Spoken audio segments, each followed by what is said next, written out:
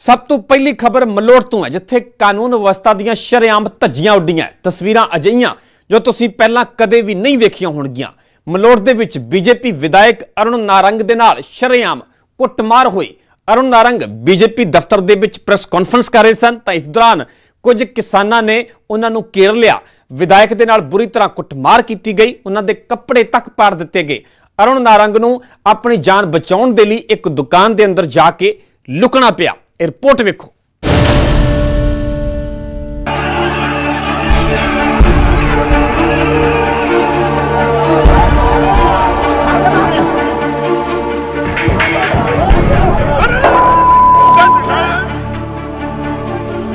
पहला नारेबाजी, फिर कराओ और फिर बुरी तरह कुटमार।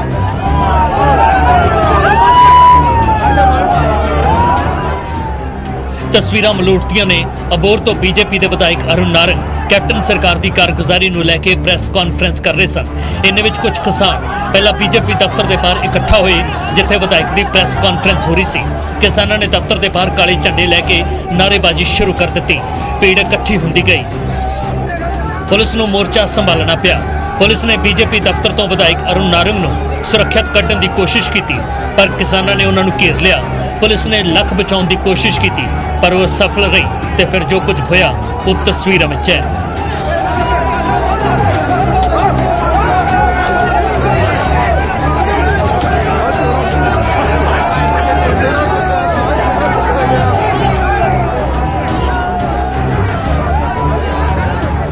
किसानों का गुस्सा इस कदर फुटिया कि उन्होंने विधायक के नाल कुटमारी नहीं की बल्कि विधायक के कपड़े तक पाड़ दिए गए।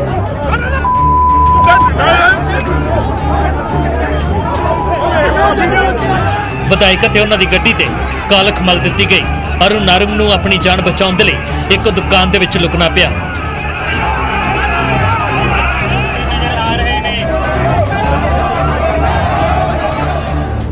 प्रदर्शनकारियों का कहना है कि उन्होंने हुक्म है कि किसी भी बीजेपी आगू नूं सूबे दे विच प्रेस कॉन्फ्रेंस नहीं करन दित्ती जाएगी, जिस दे तहत किसान इत्थे विरोध करन पहुंचे सन पर गल कुटमार तक पहुंच गई।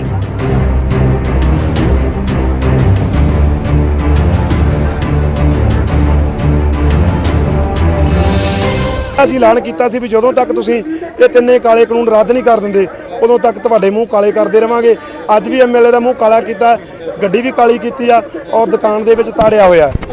ਤਾਂ ਹੁਣ ਅਸੀਂ ਜਦੋਂ ਤੱਕ ਇਹ ਤਿੰਨੇ ਕਾਲੇ ਕਾਨੂੰਨ ਰੱਦ ਨਹੀਂ ਹੁੰਦੇ ਇਹਨਾਂ ਕੱਲਿਆਂ ਨੂੰ ਨਹੀਂ ਹੁਣ ਪੂਰੇ ਪੰਜਾਬ ਦੀ ਸਿਆਸਤ ਨੂੰ ਐਲਾਨ ਕਰਦੇ ਆ ਵੀ ਜਿਹੜਾ ਹਾਲ ਅੱਜ ਬੀਜੇਪੀ ਦਾ ਮਲੋਟ ਦੇ ਵਿੱਚ ਹੋਇਆ ਤੇ ਅਸੀਂ ਵਾਰਨਿੰਗ ਦੂਜੇ ਸਿਆਸੀ ਬੰਦਿਆਂ ਨੂੰ ਦਿੰਦੇ ਆ ਵੀ ਭੁੱਲ ਕੇ ਵੀ ਇਹੋ ਜਿਹੀ ਹਰਕਤ ਤੁਸੀਂ ਨਾ ਕਰਿਆ ਜੋ ਇਹੋ ਜਿਹਾ ਹਾਲ ਹੀ ਤੁਹਾਡਾ ਕਰਾਂਗੇ, ਚਾਹੇ ਉਹ ਬੀਜੇਪੀ ਹੈ, ਚਾਹੇ ਕਾਂਗਰਸ ਹੈ, ਚਾਹੇ ਆਮ ਆਦਮੀ ਹੈ, ਚਾਹੇ ਅਕਾਲੀ ਦਲ ਵਾਲੇ ਆ। लोकतंत्र दे विच प्रदर्शन करन दा हक सब नूं है पर यह विरोध का तरीका किते ना किते गलत है। विधायक दे नाल कुटमार कई तरह के सवाल खड़े कर रही है। मलोट तो चेतनपुरा, न्यूज़ 18।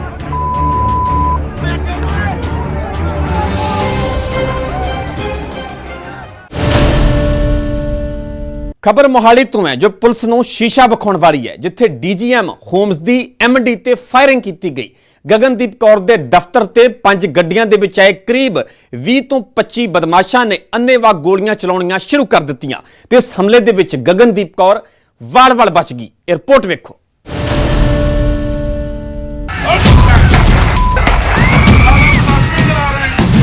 देखो मैं अपने ऑफिस के बाहर खड़ी हां। ਇਹ मोहाली ਦੇ ਖਰੜ ਇਲਾਕੇ ਦਾ ਉਹ ਦਫ਼ਤਰ ਹੈ ਜਿੱਥੇ ਦਿਨ ਦਿਹਾੜੇ ਡੀਜੀਐਮ ਹੋਮਸ ਦੀ ਮੈਨੇਜਿੰਗ ਡਾਇਰੈਕਟਰ ਗਗਨਦੀਪ ਕੌਰ ਤੇ ਜਾਨਲੇਵਾ ਹਮਲਾ ਕੀਤਾ ਗਿਆ। ਕੁਝ ਲੋਕਾਂ ਨੇ ਅੰਨੇਵਾਹ ਗੋਲੀਆਂ ਚਲਾ ਦਿੱਤੀਆਂ। ਕਰੀਬ 15 ਰਾਉਂਡ ਫਾਇਰਿੰਗ ਕੀਤੀ ਗਈ। ਗਨੀਮਤ ਰਹੀ ਕਿ ਇਸ ਹਮਲੇ ਦੇ ਵਿੱਚ ਗਗਨਦੀਪ ਨੂੰ ਇੱਕ ਵੀ ਗੋਲੀ ਨਹੀਂ ਲੱਗੀ।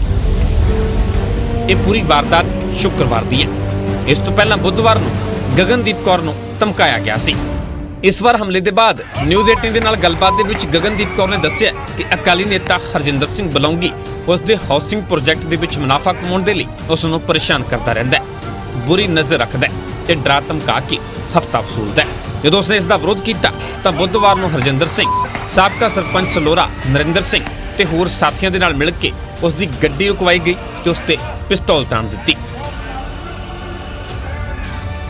ਸਨੀ ਇਨਕਲੇਵ ਵਿੱਚ ਤੇ ਇਹਨਾਂ ਨੇ ਮੇਰੀ ਗੱਡੀ 4 ਬੰਦਿਆਂ ਨੇ ਗੱਡੀ ਘੇਰ ਕੇ ਪਿਸਟਲਾਂ ਤਾਣ ਲੀਆਂ। ਉੱਥੋਂ ਮੈਂ ਨਿਕਲੀ ਪੱਚ ਵਜਾ ਕੇ ਡਰਾਈਵਰ ਨੇ ਗੱਡੀ ਭਜਾ ਲਈ ਹੈ। ਤਾਂ ਉਸ ਤੋਂ ਅਗਲੇ ਦਿਨ ਮੈਂ ਆਪਣੇ ਆਫਿਸ ਵਿੱਚ ਗਈ ਹਾਂ। ਆਫਿਸ ਵਿੱਚ ਜਾਂਦਿਆਂ ਨਾਲ ਇਹਨਾਂ ਨੇ ਫਾਇਰਿੰਗ ਸ਼ੁਰੂ ਕਰਤੀ ਹੈ 20-25 ਬੰਦਿਆਂ ਨੇ। ਤੇ ਇਹ 20-25 ਬੰਦੇ ਇਹ ਪੋਲੀਟੀਕਲੀ ਇਨਫਲੂਐਂਸ ਪੂਰਾ ਇਹਨਾਂ ਨੂੰ ਪੋਲੀਟੀਕਲ ਉਹ ਮਿਲ ਰਿਹਾ ਸਪੋਰਟ। ਜੀ। ਤੇ ਇਹ ਬੰਦਾ ਵੀ ਪ੍ਰਾਪਰਟੀ ਬਿਲਡਰ ਹੈਗਾ ਕੋਈ ਜਾਂ ਕੌਣ? ਨਹੀਂ ਸਰ, ਇਹ ਕੋਈ ਅਕਾਲੀ ਦਲ ਦਾ ਪ੍ਰਧਾਨ ਹੈ। ਗਗਨਦੀਪ ਨੇ ਦੱਸਿਆ ਕਿ ਉਸਨੇ ਮਾਮਲੇ ਦੀ ਲਿਖਤੀ ਸ਼ਿਕਾਇਤ ਡੀਜੀਪੀ ਦਿਨਕਰ ਗੁਪਤਾ ਨੂੰ ਕੀਤੀ ਸੀ, ਜਿਸ ਤੋਂ ਬੁਖਲਾ ਕੇ ਉਹਨਾਂ ਨੇ ਹਮਲਾ ਕੀਤਾ।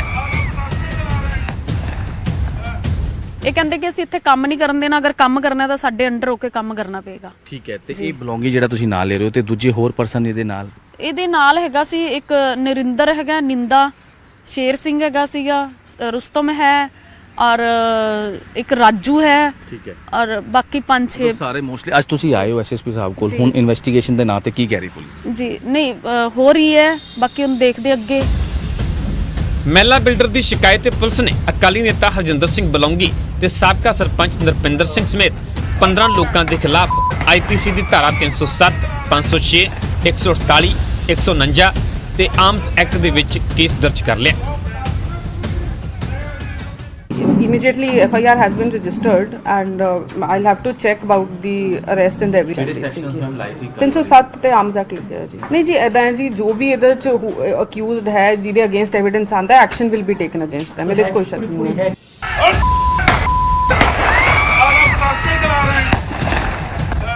ਪੁਲਿਸ ਨੂੰ ਹਮਲੇ ਦੀ ਸੀਸੀਟੀਵੀ ਫੁਟੇਜ ਵੀ ਮਿਲੀ ਹੈ, ਜਿਸ ਦੇ ਆਧਾਰ ਤੇ ਮਾਮਲੇ 'ਚ ਬਣਦੀ ਕਾਰਵਾਈ ਕੀਤੀ ਜਾ ਰਹੀ ਹੈ।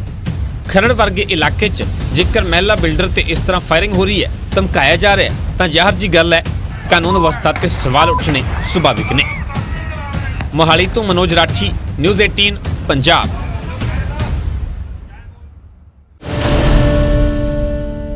ਖਬਰ ਅੰਮ੍ਰਿਤਸਰ ਤੋਂ ਹੈ, ਜੋ ਰੌਂਗਟੇ ਖੜੇ ਕਰ ਦੇਣ ਵਾਲੀ ਹੈ, ਹਿਲਾ ਕੇ ਰੱਖ ਦੇਣ ਵਾਲੀ ਹੈ, ਜਿਸ ਨੂੰ ਸੁਣ ਕੇ ਤੁਹਾਡੇ ਵੀ ਹੋਸ਼ ਉੱਡ ਜਾਣਗੇ। ਜਿੱਥੇ ਕਾਤਲਾਂ ਨੇ ਖੌਫਨਾਕ ਤਰੀਕੇ ਦੇ ਨਾਲ ਕਤਲ ਦੀ ਵਾਰਦਾਤ ਨੂੰ ਅੰਜਾਮ ਦਿੱਤਾ ਤੇ ਲਾਸ਼ ਦੇ ਟੁਕੜੇ ਬੋਰੀ ਦੇ ਵਿੱਚ ਬੰਨ ਕੇ ਗਟਰ ਦੇ ਵਿੱਚ ਸੁੱਟ ਦਿੱਤੇ, ਤੇ ਫਿਰ ਕਿਵੇਂ ਪੁਲਿਸ ਗਟਰ ਤੱਕ ਪਹੁੰਚੀ ਤੇ ਕਤਲ ਦੀ ਗੁੱਥੀ ਨੂੰ ਸੁਲਝਾਇਆ ਗਿਆ, ਇਸ ਰਿਪੋਰਟ ਦੇ ਵਿੱਚ ਵੇਖੋ।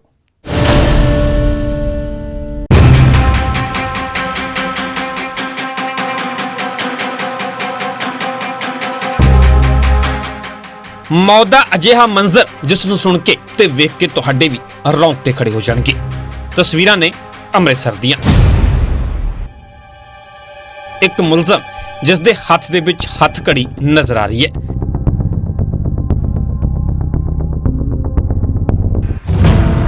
ਤੇ ਨਾਲ ਨੇ ਉਸਦੇ ਸਾਥੀ ਜਿਨ੍ਹਾਂ ਦੇ ਹੱਥ ਗਟਰ ਵੱਲ ਵਧ ਰਹੇ ਨੇ ਤੇ ਕੁਝ ਬਾਹਰ ਕੱਢਣ ਦੀ ਕੋਸ਼ਿਸ਼ ਹੋ ਰਹੀ ਹੈ। ਇਹ ਨਾ ਤਾਂ ਕੋਈ ਸਫਾਈ ਕਰਮਚਾਰੀ ਨੇ ਤੇ ਨਾ ਹੀ ਗਟਰ ਦੀ ਸਫਾਈ ਕੀਤੀ ਜਾ ਰਹੀ ਹੈ।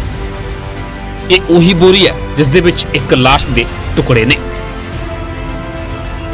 ਹੱਥ ਘੜੀ ਵਾਲਾ ਉਹੀ ਮੁਲਜ਼ਮ ਹੈ ਜਿਸ ਨੇ ਕਤਲ ਕਰਨ ਦੇ ਬਾਅਦ ਲਾਸ਼ ਗਟਰ ਦੇ ਵਿੱਚ ਸੁੱਟ ਦਿੱਤੀ। ਹੁਣ ਤੁਹਾਨੂੰ ਪੂਰੇ ਮਾਮਲੇ ਤੋਂ ਵੀ ਵਾਕਿਫ ਕਰਵਾ ਦਿੰਦੇ ਹਾਂ। ਦਰਅਸਲ 17 ਮਾਰਚ ਨੂੰ ਨਾਰਾਇਣਗੜ੍ਹ ਤੋਂ ਸ਼ਿਵਮ ਨਾਂ ਦਾ ਸ਼ਖਸ ਘਰ ਤੋਂ ਲਾਪਤਾ ਹੋਇਆ ਸੀ, ਜਿਸ ਦਾ ਕਤਲ ਇਸੇ ਹੀ ਸੰਜੇ ਨਾਂ ਦੇ ਸ਼ਖਸ ਦੇ ਵੱਲੋਂ ਆਪਣੇ ਸਾਥੀ ਮੰਜੂ ਨਾਲ ਮਿਲ ਕੇ ਕੀਤਾ ਗਿਆ। ਉਹਨੇ ਆ ਕੇ ਸਾਨੂੰ ਥਾਣੇ ਆ ਕੇ ਦੱਸਿਆ ਕਿ ਉਹਨੂੰ ਸ਼ੱਕ ਹੈ ਕਿ ਇਹਨੂੰ ਇੱਕ ਸੰਜੇ, ਮੰਜੂ ਤੇ ਲਲਿਤ ਨਾਂ ਦਾ ਵਿਅਕਤੀ ਹੈਗਾ, ਜਿਹਦੇ ਨਾਲ ਇਹਨਾਂ ਦਾ ਆਪਸ ਦੇ ਵਿੱਚ ਕੋਈ ਤਕਰਾਰ ਚੱਲਦਾ ਸੀ ਕਿਸੇ ਗੱਲ ਨੂੰ ਲੈ ਕੇ, ਤੇ ਸਾਨੂੰ ਸ਼ੱਕ ਹੈ ਕਿ ਉਹਨਾਂ ਨੇ ਇਹਦਾ ਕਤਲ ਨਾ ਕਰ ਦਿੱਤਾ ਹੋਵੇ। ਤੇ ਐਸਐਚਓ ਸਾਹਿਬ ਨੇ ਸੀਕ੍ਰੀਟ ਇਨਫੋਰਮੇਸ਼ਨ ਦੇ ਉੱਤੇ ਸੰਜੇ ਨੂੰ ਅੱਜ ਉੱਥੋਂ ਅਰੈਸਟ ਕੀਤਾ ਧਾਰਾਂ ਵਾਲੇ ਪੁਲ ਤੋਂ। ਹੁਣ ਤੁਹਾਨੂੰ ਕਤਲ ਦੀ ਵਜ੍ਹਾ ਤੋਂ ਵੀ ਵਾਕਿਫ ਕਰਵਾ ਦਿੰਦੇ ਹਾਂ। ਦਰਅਸਲ ਮੁਲਜ਼ਮ ਸੰਜੇ ਦੀ ਪਤਨੀ ਦੇ ਮ੍ਰਿਤਕ ਸ਼ਿਵਮ ਮਹਾਜਨ ਦੇ ਨਾਲ ਪ੍ਰੇਮ ਸੰਬੰਧ ਸਨ ਤੇ ਸੰਜੇ ਦੀ ਪਤਨੀ ਤਲਾਕ ਦੇ ਕੇ ਆਪਣੇ ਪ੍ਰੇਮੀ ਨਾਲ ਹੀ ਘਰ ਵਸਾਉਣਾ ਚਾਹੁੰਦੀ ਸੀ।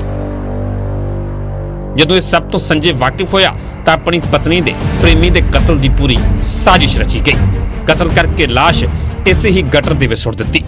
ਪੁਲਿਸ ਨੇ ਮੁਲਜ਼ਮ ਨੂੰ ਗ੍ਰਿਫਤਾਰ ਕੀਤਾ ਤੇ ਉਸ ਦੀ ਹੀ ਨਿਸ਼ਾਨਦੇਹੀ ਤੇ ਸ਼ਿਵਮ ਮਹਾਜਨ ਦੀ ਲਾਸ਼ ਬਰਾਮਦ ਕੀਤੀ ਗਈ। ਪੁੱਛਗਿੱਛ ਦੇ ਵਿੱਚ ਸਾਰਾ ਕੁਝ ਦੱਸਿਆ ਹੈ ਕਿ ਜਿਹੜੀ ਉਹਦੀ ਵਾਈਫ ਸੀਗੀ, ਉਹਦਾ ਡਿਵੋਰਸ ਚੱਲਦਾ ਸੀ ਆਪਸ 'ਚ, ਉਹਦੇ ਸੰਬੰਧ ਸੀਗੇ ਜੀ ਸ਼ਿਵਮ ਮਹਾਜਨ ਦੇ ਨਾਲ, ਜਿਹਨੂੰ ਉਹਨੇ ਮਾਰ ਦਿੱਤਾ। ਇਹਨਾਂ ਨੇ ਇੱਕ ਹਨੀ ਟਰੈਪ ਲਾਈਕ ਲਗਾ ਕੇ ਮੰਜੂ ਨਾਂ ਦੀ ਲੜਕੀ ਨੂੰ ਨਾਲ ਲੈ ਕੇ ਤੇ ਆਪਣੇ ਕੋਲ ਉਹਨੂੰ ਬੁਲਾਇਆ ਤੇ ਉਸ ਦਿਨ ਉਹਨੂੰ ਰਾਤ ਨੂੰ ਕਤਲ ਕਰ ਦਿੱਤਾ। ਉੱਥੇ ਮੁਲਜ਼ਮ ਨੇ ਖੁਦ ਕਬੂਲਿਆ ਕਿ ਉਸਨੇ ਇਸ ਕਤਲ ਦੀ ਵਾਰਦਾਤ ਨੂੰ ਅੰਜਾਮ ਦਿੱਤਾ ਹੈ। तब मेरे ससुराल में भी 5 लाख की चिट्ठी आई थी। हाँ। तो क्यों मारा था उसको? किसने मिलकर साथ मारा उसको? सर मैंने अकेले मारा। हाँ? अकेले मारा था? जो लड़की है वो उसका क्या रोल है इसमें? लड़की का रोल क्या है उसमें? लड़की का रोल क्या है उसमें? उसका कोई रोल नहीं है। एक जना आप कौन लगते हो उसके जिसको मारा है?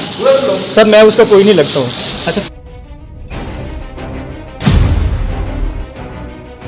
ਕਤਲ ਮਾਮਲੇ ਦੇ ਵਿੱਚ ਜੋ ਖੁਲਾਸਾ ਹੋਇਆ ਉਹ ਵਾਕਈ ਹੈਰਾਨ ਕਰਨ ਵਾਲਾ ਹੈ।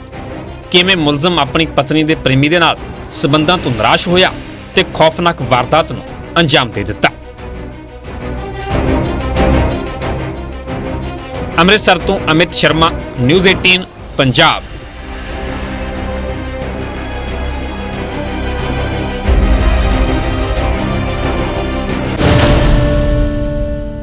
ਖਬਰ ਗਵਾਂਢੀ ਸੂਬੇ ਹਰਿਆਣਾ ਦੇ ਫਤਿਆਬਾਦ ਤੋਂ ਹੈ, ਜਿੱਥੇ ਇੱਕ ਘਰ ਦੇ ਵਿੱਚ ਅਫੀਮ ਦੀ ਖੇਤੀ ਹੋ ਰਹੀ ਸੀ ਤੇ ਜਦੋਂ ਪੁਲਿਸ ਨੇ ਰੇਡ ਮਾਰੀ ਤਾਂ ਅਚਾਨਕ ਹਲਚਲ ਪੈਦਾ ਹੋਈ। ਇਸ ਤੋਂ ਪਹਿਲਾਂ ਕਿ ਪੁਲਿਸ ਕੋਈ ਕਾਰਵਾਈ ਕਰਦੀ, ਘਰ ਦਾ ਮਾਲਕ ਫਰਾਰ ਹੋ ਗਿਆ।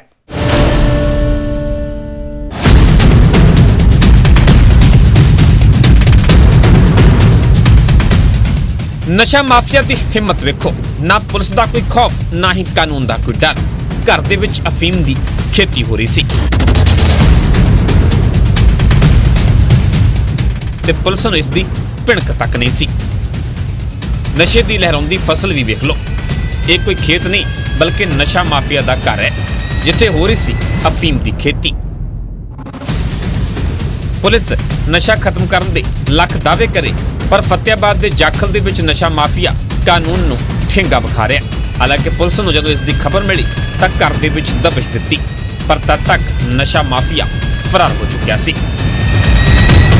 इस पर उसे सूचना मिली कि बेग सिंह स्नो पोला सिंह वासी बाजीगर बस्ती चाटल अपने घर पर अफीम के खेती की हुई है। कितने पौधे पकड़े गए हैं श्रीमान? 2200 पौधे, जिस पर एएसआई कृष्ण कुमार ने नायब तहसीलदार को मौका पर बुलाकर भीम सिंह के घर की तलाशी ली। वहाँ 2200 पौधे मौके से बरामद हुए। आगे की कार्रवाई मौका पर की जा रही है।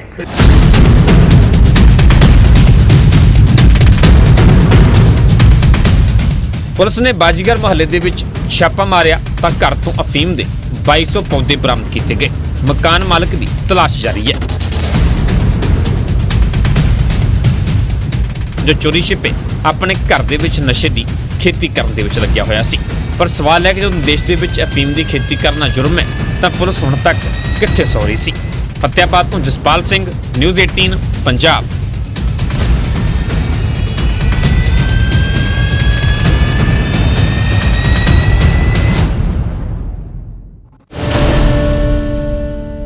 ਹੁਣ ਗੱਲ ਕਰਾਂਗੇ ਸਰਕਾਰ ਦੇ ਉਹਨਾਂ ਆਦੇਸ਼ਾਂ ਦੀ, ਜਿਸ ਦੀਆਂ ਵੱਖ-ਵੱਖ ਜਗ੍ਹਾਵਾਂ ਤੇ ਸ਼ਰੇਆਮ ਧੱਜੀਆਂ ਉਡਾਈਆਂ ਗਈਆਂ। ਪ੍ਰਸ਼ਾਸਨ ਦੇ ਵੱਲੋਂ ਆਦੇਸ਼ ਜਾਰੀ ਕੀਤੇ ਜਾਂਦੇ ਨੇ ਕਿ ਸ਼ਨੀਵਾਰ ਨੂੰ 11 ਤੋਂ 12 ਵਜੇ ਤੱਕ ਕਰਫਿਊ ਰਹੇਗਾ ਤੇ ਕਰੋਨਾ ਕਾਰਨ ਜਾਨ ਗਵਾਉਣ ਵਾਲੇ ਲੋਕਾਂ ਨੂੰ ਸ਼ਰਧਾਂਜਲੀ ਦੇਣ ਦੇ ਲਈ ਮੌਨ ਰੱਖਿਆ ਜਾਵੇਗਾ। ਪਰ ਜ਼ਮੀਨੀ ਪੱਧਰ ਤੇ ਤਸਵੀਰਾਂ ਇਸ ਦੇ ਉਲਟ ਨਜ਼ਰ ਆਈਆਂ। ਕਿਸੇ ਨੂੰ ਪ੍ਰਸ਼ਾਸਨ ਦੇ ਆਦੇਸ਼ਾਂ ਬਾਰੇ ਹੀ ਜਾਣਕਾਰੀ ਨਹੀਂ ਸੀ ਤੇ ਕਿਸੇ ਨੇ ਸਭ ਕੁਝ ਪਤਾ ਹੋਣ ਦੇ ਬਾਵਜੂਦ ਵੀ ਆਦੇਸ਼ਾਂ ਦੀਆਂ ਧੱਜੀਆਂ ਉਡਾਈਆਂ।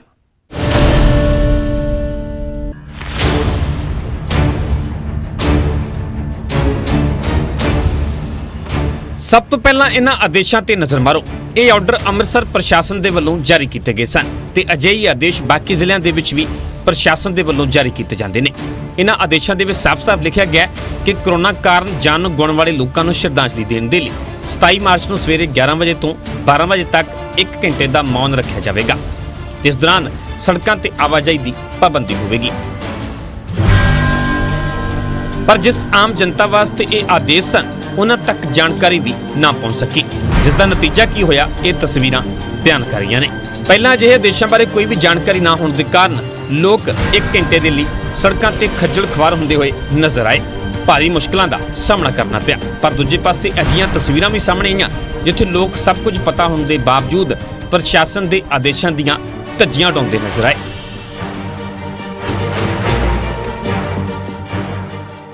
ਚੀਜ਼ ਕਰਨ ਦੇ ਨਾਲ ਕੋਈ ਬੈਨੀਫਿਟ ਤਾਂ ਲੱਗਦਾ ਨਹੀਂ ਕਿਸੇ ਨੂੰ ਵੀ ਕਿ ਇਹ ਚੀਜ਼ ਹੋ ਜਾਏਗੀ ਕਿ ਜੇ ਅਸੀਂ ਚਾਹੁੰਦੇ ਵੀ ਸਾਡਾ ਕਰੋਨਾ ਦੇ ਵਿੱਚ ਕੋਈ ਫਰਕ ਪੈ ਜਾਵੇ ਜਾਂ ਕਿਸੇ ਚੀਜ਼ ਦਾ, ਪਰ ਮੇਰੇ ਖਿਆਲ ਤਾਂ ਮੁਸ਼ਕਲ ਹੈ ਇਹ ਚੀਜ਼ਾਂ 'ਚ। ਇਹ ਤਾਂ ਆਮ ਪਰੇਸ਼ਾਨੀ ਹੋ ਹੈ ਜਨਤਾ ਨੂੰ। ਵੱਡੇ ਪੱਧਰ ਤੇ ਪ੍ਰਚਾਰਿਆ ਜਾਣਾ ਚਾਹੀਦਾ ਸੀ। ਇਹ ਤਾਂ ਲੋਕਾਂ ਨੂੰ ਬੜੀ ਜ਼ਿਆਦਾ ਪਰੇਸ਼ਾਨੀ ਹੋ ਰਹੀ ਹੈ। ਹੁਣ ਮੈਂ ਵੀ ਇਹ ਆਪਣੇ ਬੇਟੇ ਨੂੰ ਦਿਖਾਉਣ ਚੱਲਿਆ ਹਸਪੀਟਲ, ਇਸ ਤਰ੍ਹਾਂ ਰੋਕਣ ਲੱਗੇ, ਇਹ ਤਾਂ ਬੜੀ ਗਲਤ ਗੱਲ ਹੈ। ਸਾਨੂੰ ਤਾਂ ਪਤਾ ਨਹੀਂ, ਅੱਜ ਤਾਂ ਮੈਡੀਕਲ ਹਸਪੀਟਲ ਆਏ ਸੀਗੇ ਜੀ, DMC ਮਰੀਜ਼ ਸੀਗੇ ਸਾਡੇ ਉੱਥੇ। ਹਾਂਜੀ, ਕਈ ਲੋਕਾਂ ਨੂੰ ਪਤਾ, ਕਈਆਂ ਨੂੰ ਨਹੀਂ ਪਤਾ, ਤੇ ਜਿਨ੍ਹਾਂ ਨੂੰ ਪਤਾ ਉਹਨਾਂ ਨੂੰ, ਜਿਨ੍ਹਾਂ ਨੂੰ ਨਹੀਂ ਪਤਾ ਉਹਨਾਂ ਨੂੰ ਅਸੀਂ ਸਮਝਾ ਰਹੇ ਹਾਂ ਵੀ ਆਪਣੀ ਗੱਡੀ ਸਾਈਡ ਤੇ ਲਾ ਕੇ 1 ਘੰਟੇ ਦਾ ਆਪਣੀ ਜਿਹੜੀ ਕੋਵਿਡ ਦੇ ਦੌਰਾਨ ਜਿਹੜੇ ਆਪਣੇ ਮਰੀਜ਼ ਸ਼ਹੀਦ ਹੋਏ ਨੇ ਤੇ ਉਹਨਾਂ ਨੂੰ ਆਪਾਂ ਸ਼ਰਧਾਂਜਲੀ ਦੇਣੀ ਹੈ 1 ਘੰਟਾ। ਹੁਣ ਇਹਨਾਂ ਤਸਵੀਰਾਂ ਤੇ ਨਜ਼ਰ ਮਾਰੋ। ਇੱਕ ਐਂਬੂਲੈਂਸ ਜੋ ਟ੍ਰੈਫਿਕ ਦੇ ਵਿੱਚ ਫਸੀ ਨਜ਼ਰ ਆ ਰਹੀ ਹੈ, ਜੋ ਕਿ ਗੰਭੀਰ ਮਰੀਜ਼ ਨੂੰ ਲੈਣ ਜਾ ਰਹੀ ਸੀ। ਹਾਲਾਂਕਿ ਬਾਅਦ ਦੇ ਵਿੱਚ ਪੁਲਿਸ ਹਰਕਤ ਵਿੱਚ ਆਈ ਤੇ ਬੈਰੀਕੇਡ ਲਗਾ ਕੇ ਬੜੀ ਮੁਸ਼ਕਲ ਦੇ ਨਾਲ ਐਂਬੂਲੈਂਸ ਨੂੰ ਟ੍ਰੈਫਿਕ ਚੋਂ ਕਢਵਾਇਆ ਗਿਆ। ਖੋਲਣ ਤਾਂ ਫੇਰ ਆ, ਐਂਬੂਲੈਂਸ ਵੀ ਡੱਕੇਗੀ ਵਿੱਚ। ਹਾਂਜੀ ਆ ਵੇਖ ਲਓ, ਨਾ ਅੱਗੇ ਜਾ ਸਕਦੇ ਨਾ ਪਿੱਛੇ, ਮਤਲਬ ਘੱਟੋ ਘੱਟ ਦੱਸਣ ਤਾਂ ਸਹੀ ਕਿ ਬੰਦ ਹੋਣਾ ਵਾ। ਇਹ ਤਸਵੀਰਾਂ ਮੁਕਤਸਰ ਦੀਆਂ ਨੇ। ਲਾੜੇ ਦੀ ਵਿਆਹ ਵਾਲੀ ਕਾਰ ਟ੍ਰੈਫਿਕ ਦੇ ਵਿੱਚ ਫਸੀ ਹੋਈ ਨਜ਼ਰ ਆ ਰਹੀ ਹੈ ਤੇ 1 ਘੰਟਾ ਇੱਥੇ ਹੀ ਇੰਤਜ਼ਾਰ ਕਰਨ ਦੇ ਲਈ ਮਜਬੂਰ ਹੋਣਾ ਪਿਆ। ਉੱਥੇ ਹੋਰ ਵੀ ਕਈ ਲੋਕ ਪਰੇਸ਼ਾਨ ਹੁੰਦੇ ਨਜ਼ਰ ਆਏ। ਕਿਸੇ ਕੋਲ ਜਾਣਕਾਰੀ ਦੀ ਘਾਟ ਸੀ ਤੇ ਕੋਈ ਪ੍ਰਸ਼ਾਸਨ ਦੇ ਫੈਸਲੇ ਤੇ ਸਵਾਲ ਉਠਾਉਂਦਾ ਹੋਇਆ ਨਜ਼ਰ ਆਇਆ। ਸਰਕਾਰ ਦਾ ਇਸ ਦਾ ਫੈਸਲਾ ਲਿਆ ਕਿ 11 ਤੋਂ 12 ਬੰਦ ਕਰਨ ਦਾ, ਇਹਦਾ ਕਾਰਨ ਕੀ ਹੈ? ਕਰੋਨਾ ਦਾ ਟੈਸਟ ਕਰਨ ਦਾ ਕਰਕੇ ਬੰਦ ਕੀਤਾ ਗਿਆ ਜਾਂ ਵੈਸੇ ਲੋਕਾਂ ਨੂੰ ਤੰਗ ਕਰਨ ਵਾਸਤੇ ਬੰਦ ਕੀਤਾ? ਬੜੀ ਪਰੇਸ਼ਾਨੀ ਆ ਗਈ। ਸਰਕਾਰ ਨੂੰ ਚਾਹੀਦਾ ਵੀ ਪਹਿਲਾਂ ਦੀ ਦੱਸਿਆ ਹੋਵੇ ਸਾਰਿਆਂ ਨੂੰ ਵੀ ਸ਼ਨੀਵਾਰ ਐਨੇ ਵਜੇ ਆ ਬੰਦ ਹੈ, ਤੇ ਯਕਦਮ ਲਾਕਡਾਊਨ ਕਰਨਾ ਕੋਈ ਚੰਗੀ ਗੱਲ ਨਹੀਂ ਹੈ। ਸੋ ਅਜਿਹੀਆਂ ਤਸਵੀਰਾਂ ਦੇ ਬਾਅਦ ਕਈ ਸਵਾਲ ਉੱਠਦੇ ਨੇ ਕਿ ਜਾਂ ਤਾਂ ਪ੍ਰਸ਼ਾਸਨ ਲੋਕਾਂ ਤੱਕ ਆਪਣਾ ਸੁਨੇਹਾ ਨਹੀਂ ਪਹੁੰਚਾ ਸਕਿਆ ਤੇ ਜਾਂ ਫਿਰ ਲੋਕਾਂ ਨੇ ਅਜਿਹੇ ਆਦੇਸ਼ਾਂ ਨੂੰ ਗੰਭੀਰਤਾ ਦੇ ਨਾਲ ਲੈਣਾ ਛੱਡ ਦਿੱਤਾ ਹੈ, ਜਿਸ ਕਰਕੇ ਅਜਿਹੀਆਂ ਤਸਵੀਰਾਂ ਕੈਮਰੇ 'ਚ ਕੈਦ ਹੋਈਆਂ ਨੇ। Bureau report, news 18 Punjab.